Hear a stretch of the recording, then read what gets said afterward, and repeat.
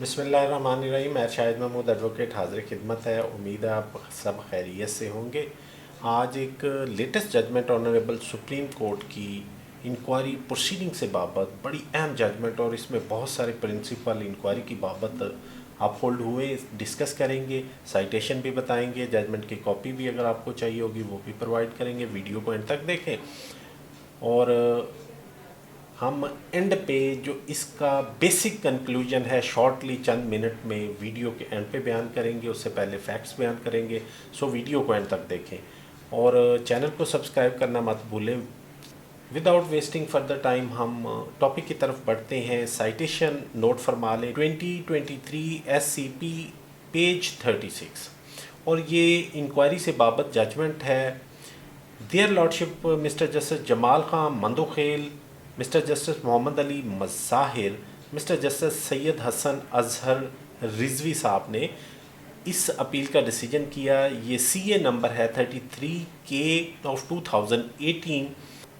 Case का title है FOP versus Zahid Malak और इसका डिसीजन 26/12/2022 को हुआ। इस केस में कुछ फैक्ट्स इस तरह हैं।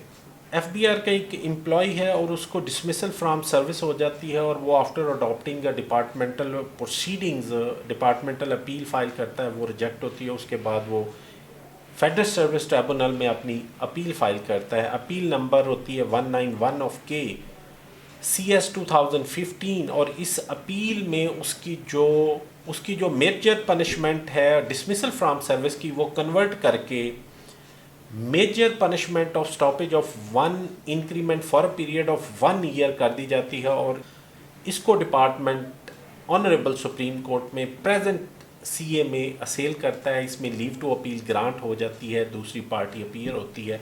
सारों को सुन के ऑनरेबल सुप्रीम कोर्ट इसमें बड़ा फैसला करती है कि इंक्वायरी ऑफिसर को क्या करना चाहिए। इंक्वायरी ऑफिसर ने अगर उन गाइडलाइन को फॉलो ना किया तो उस इंक्वायरी फाइंडिंग का क्या फ़ायदा होगा।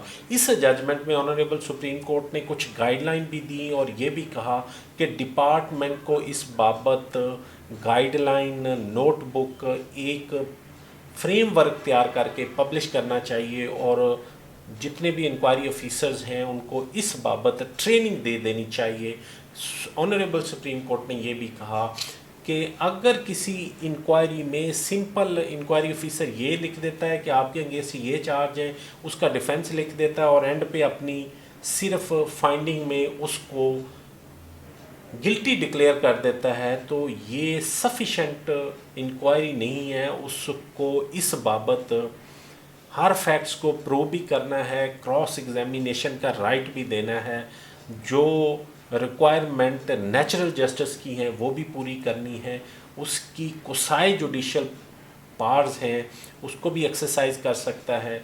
स्ट्रेट अवे जिसके खिलाफ एलिगेशन है उसको राइट ऑफ फेयर ट्रायल दिए बगैर अगर कोई वो अपनी फाइंडिंग देता है तो ऑनरेबल सुप्रीम कोर्ट ने इस लैंडमार्क जजमेंट में ये होल्ड कर दिया कि ऐसी फाइंडिंग अगेंस्ट द लॉ है, सस्टेनेबल नहीं है।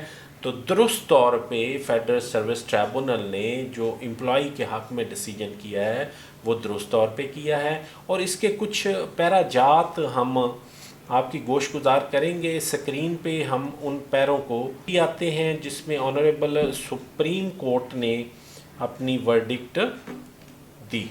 तो honourable supreme court para number 10 में ये होल्ड करती है, the scrutiny and analysis of aforesaid rules and the procedure set forth therein present and repealed and ambiguously divulged that the right of proper defense and cross examination of witness by accused is a vested right। तो इसमें कह दिया गया कि inquiry proceeding के दौरान जो accused person होगा क्रॉस एग्जामिनेशन उसका वेस्टेड राइट है।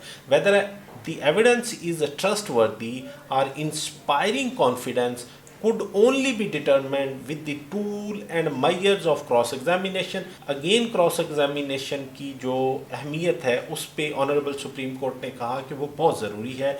The purpose of cross examination is to check the credibility of the witness and elicit the truth and expose the falsehood।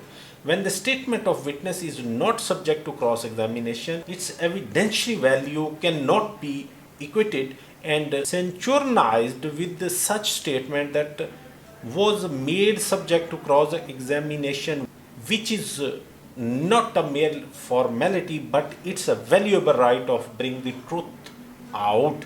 If the inquiry officer or inquiry committee is appointed for conducting inquiry in a disciplinary proceeding, it is an erroneous duty of the inquiry officer or inquiry committee to explore every avenue so that the inquiry may be conducted in a fair and impartial manner, and should avoid raising and inhalating the principle of natural justice which may ensue in miscarriage of justice.